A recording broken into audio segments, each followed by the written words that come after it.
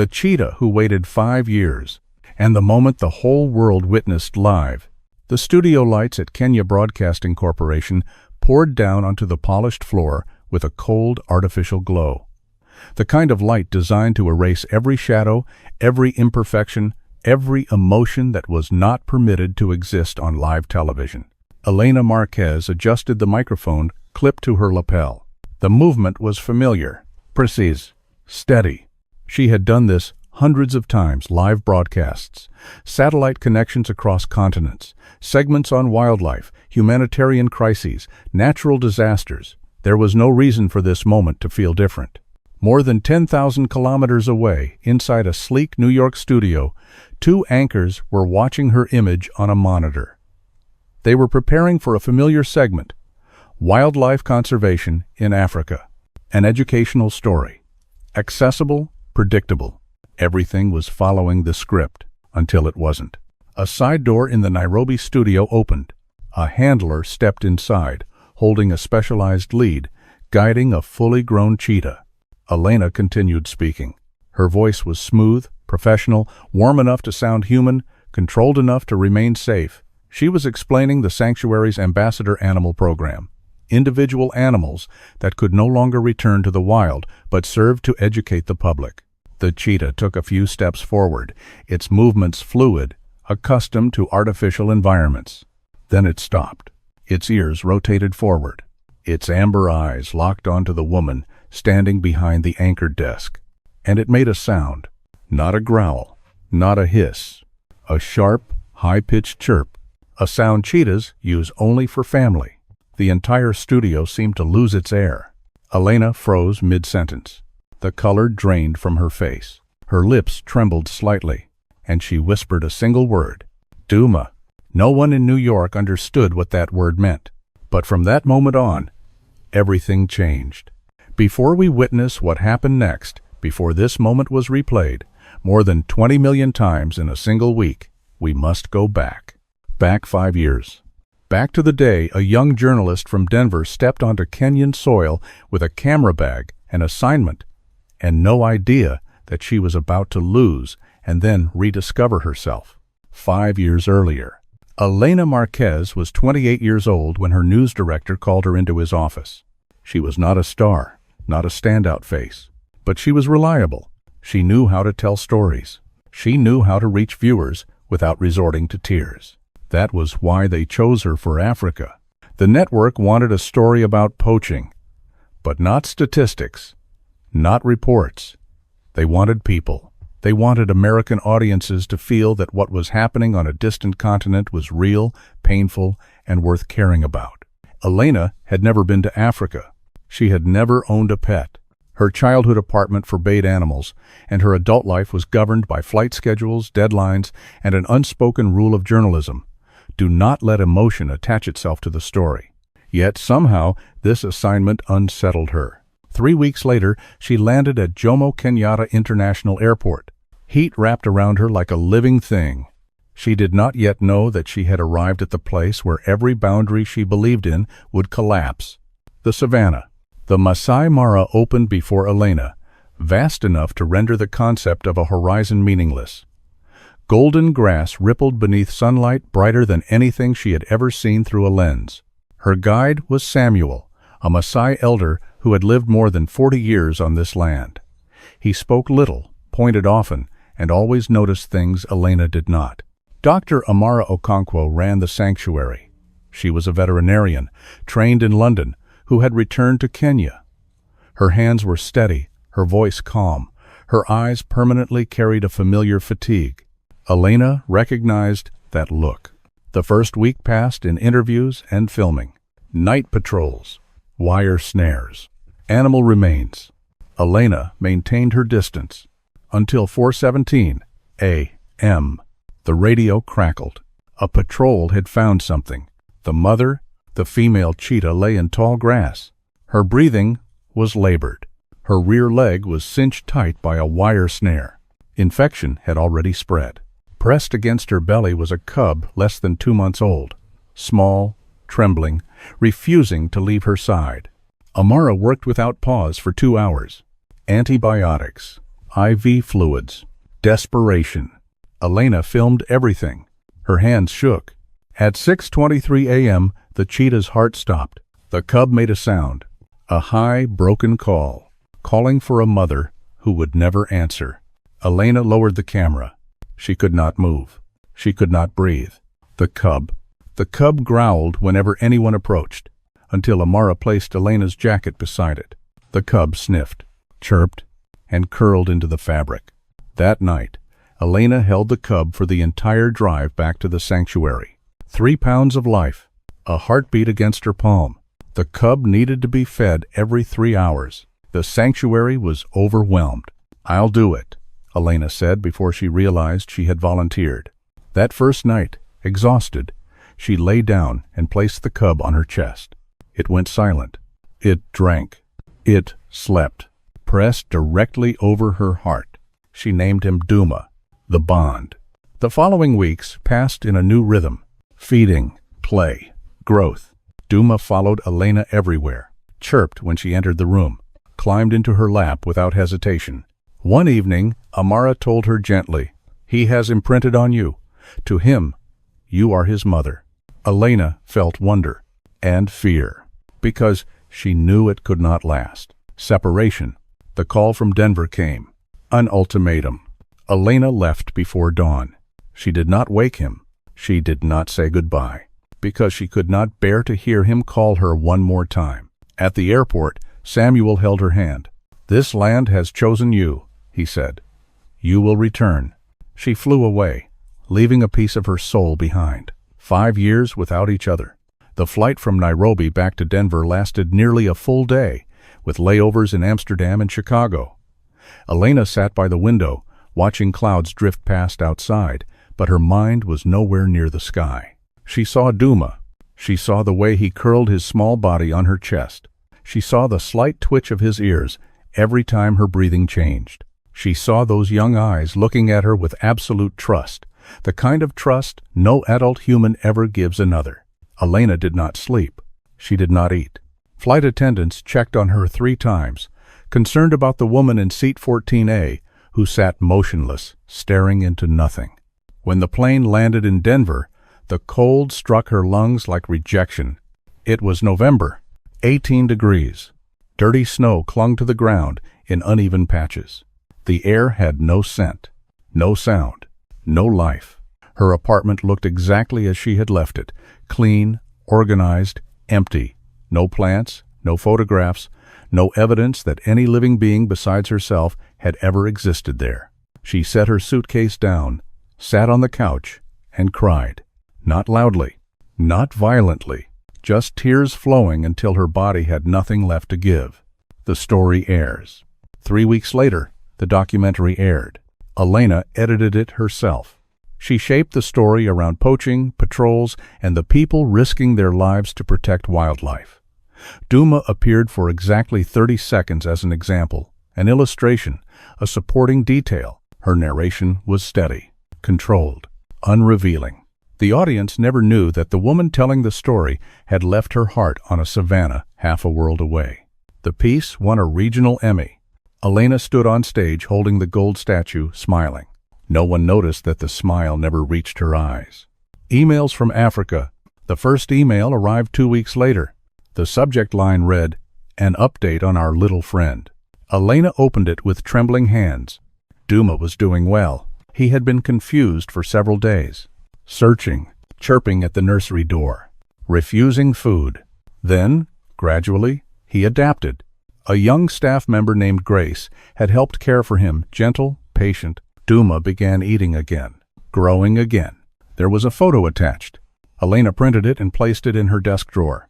She could not look at it every day, but she could not throw it away either.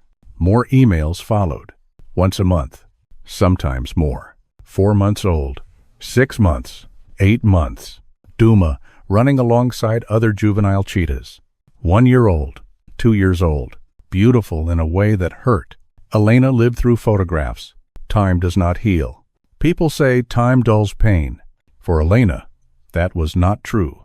2 years passed, and she still dreamed of Duma, dreamed of the chirping sound. dreamed of the familiar weight pressing against her chest. Some mornings she woke with her hand resting over her heart, as if searching for something that was no longer there. Her career progressed exactly as planned. Local news, national coverage, international assignments. She dated a photographer 8 months, a producer 6 months, another correspondent a year and a half. None of them understood why she kept a password-protected folder on her computer. None of them understood why she sometimes whispered a name in Swahili in her sleep, the email that took her breath away. 3 years after leaving Kenya, another email arrived. Something strange is happening. Duma became restless whenever American visitors arrived. He paced. He vocalized. He examined every woman's face. We do not understand why. Perhaps it is the accent. Perhaps memory. Elena read the email 17 times. Then she closed her laptop. She sat alone in the dark of her apartment, and for the first time she admitted a truth she had avoided for years. Maybe he had never forgotten her, the chance to return. In the 4th year, Elena received a promotion, international correspondent, New York Bureau, the freedom to propose her own stories. During the celebration dinner, surrounded by glasses of wine and congratulations, the thought appeared with terrifying clarity. She could go back, not to stay, just to see him, just to know that it had all been real. Elena waited another year. She was afraid she had imagined too much, afraid that when she returned, Duma would look at her as a stranger. But Amara's emails grew more specific. He has never been fully settled. He is always searching. Returning to Kenya. 5 years and 2 months after she left, Elena stepped off the plane in Nairobi. The smell of earth, the scent of grass, the heat of sunlight. Memories surged back all at once, so intensely she had to stop walking and breathe. She did not tell Amara. She did not tell anyone. She told herself she was there for work. She was lying. For the first 2 weeks, Elena filmed at other sanctuaries. Rhinos, elephants, community conservation programs. Every night, she stared at the ceiling, thinking of a place only a few hours' drive away. On the 15th day, her phone rang. Amara's voice. I heard you are in Kenya. Elena said nothing. Were you planning to leave without seeing him? I don't know if he would remember me. There was a long pause. Come here, Amara said. There is something you need to see. Seeing him again. Elena drove alone. No camera, no crew. Just her and the red dirt road. The sanctuary had expanded, but the smell was the same. The sounds were the same. Amara led her to the northern enclosure. 3 hectares, wide, quiet. A full-grown cheetah lay on a raised platform in the shade.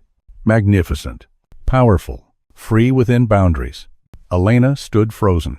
She had prepared for this moment for 5 years, and she was still unprepared. Call him, Amara said. Elena could not breathe. In the voice you used before. Elena opened her mouth. Nothing came out. Then, Duma. His ear twitched. Barely, but it was enough. Elena called again. Her voice broke. This time, Duma stood abruptly. He ran toward the fence, chirping, relentless, pressing his entire body against the chain link. Elena collapsed to her knees. He remembers, she whispered. Amara stood behind her, tears streaming down her face. He never stopped looking. The decision. 2 hours passed by the fence. No one wanted it to end. As the sun began to set, Elena spoke. I have a live broadcast in Nairobi. Can Duma be brought in?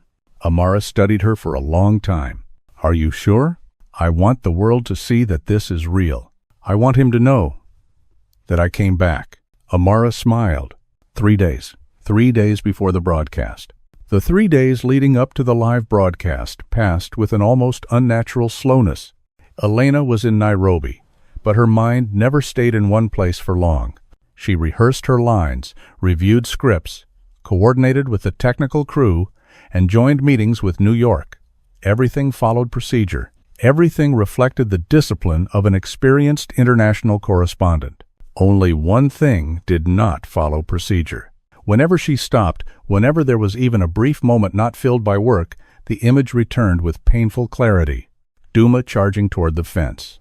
the relentless chirping, the pressure of a body weighing more than 100 kilograms pressed against the chain link, as if one more step could erase every boundary between them.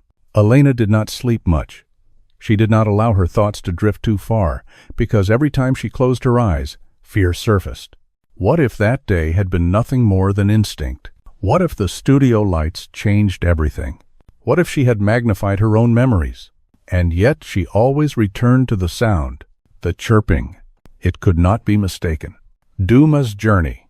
At the same time, more than 300 kilometers from Nairobi, at the sanctuary, Duma was being prepared for the trip he was accustomed to travel. Visits to schools, community centers, educational filming sessions, none of these were new to him. He was calm, cooperative, as if he understood that his presence served a purpose. But today was different. Grace, who had cared for him for 5 years, noticed the change the moment she opened the enclosure. Duma was not resting as usual. He was standing. His ears rotated constantly. His nostrils flared, drawing in the air with unusual intensity, as if searching for a scent long familiar. "Maybe he senses something," Grace said softly. Amara did not reply. She simply watched Duma for a long moment. She had seen enough to never dismiss moments like this. The Nairobi studio. The Kenya Broadcasting Corporation studio was smaller than the facilities in New York, but it was far from rudimentary. LED lights provided even illumination. A blue and silver backdrop displayed rotating images of African wildlife. Elena arrived 4 hours early. She needed time, not to prepare content, but to remind herself that this was live television. No retakes, no margin for error. She stood behind the anchor desk, staring at her reflection on the monitor. Calm, controlled, professional. No one on the crew understood why she kept glancing toward the side door. To New York. In New York, Marcus Chen and Rebecca Williams prepared for the evening broadcast. They had worked with Elena for years. They trusted her. But both sensed something unusual. Elena insisted this segment be live, Rebecca said quietly after the makeup artist left. Probably wants authenticity, Marcus replied. Neither of them knew that authenticity in this case extended far beyond journalism. When Duma arrived, 37 minutes before airtime, the studio door opened. Amara entered first. Elena looked up. Then she saw the transport crate. She could not see inside, but she heard it. A soft chirp, not directed at anyone, as if asking, "Where am I?" Elena's hands tightened on the edge of the anchor desk. Amara met her eyes and nodded once. Nothing more needed to be said. Going live. 5, 4, 3, 2. The red light came on. Marcus Chen's voice filled the air from New York. "Good evening, and welcome to tonight's broadcast." Elena heard him through her earpiece, but her mind felt stretched thin, like a wire pulled too tight. She spoke, clearly, accurately. She spoke about conservation, about declining cheetah populations, about human-wildlife conflict. No one could hear her heartbeat pounding in her throat. Amara stepped into frame. She spoke about ambassador animals. Then the moment arrived. "Let us meet one of those ambassadors," Amara said. Grace opened the crate. The sound of recognition. The sound came immediately. Not loud, but sharp. The chirp. Elena was still speaking, but her voice began to change. Slowing, fracturing at the edges of each sentence. She turned. Duma stood 15 meters away. Large, powerful, fully grown. But that look in his eyes, it was not the gaze of a stranger. He chirped again. This time, higher. More urgent. Elena whispered, no longer aware of the cameras, the audience, or anything else. Duma. The moment the world fell silent. Grace did not have time to react. Duma surged forward. 3 strides. Fast. Strong. He did not attack. He did not threaten. He pressed his head against Elena's chest, against the exact place where he had slept as a cub. A deep, continuous purr filled the studio, strong enough for the microphones to capture. Elena collapsed to the floor, not in fear, but because every defense she had built had fallen away. She wrapped her arms around him. She cried, unhidden, uncontrolled, the truth on live television. In New York, Rebecca nearly forgot she was on air. "Elena, are you okay?" Amara stepped forward and faced the camera. "What you are witnessing," she said, "is a reunion 5 years in the making. This cheetah lost his mother at 6 weeks old. The woman holding him is the journalist who cared for him in those first weeks. He did not forget. No one cut the feed. No one dared. The world was watching. After the lights went out, when the broadcast ended, the studio emptied. Elena sat on the floor. Duma lay pressed against her. She whispered apologies. No explanations were needed. Duma rubbed his forehead against her chin, the gesture unchanged after 5 years. The final truth. The next morning, Amara took Elena to the nursery. 2 cheetah cubs, 8 weeks old. "Orphaned. Duma is their father," Amara said. Elena knelt. One cub wobbled forward and pressed its head into her hand. History repeated itself. The final decision. 3 months later, Elena transferred permanently to Kenya. Her New York apartment was sold. Her former life closed quietly behind her. On her first morning at the sanctuary, Duma was waiting at the fence. He chirped. He was no longer waiting. Not every story ends in separation. Some stories end with finding home, and one cheetah waited 5 years to prove it.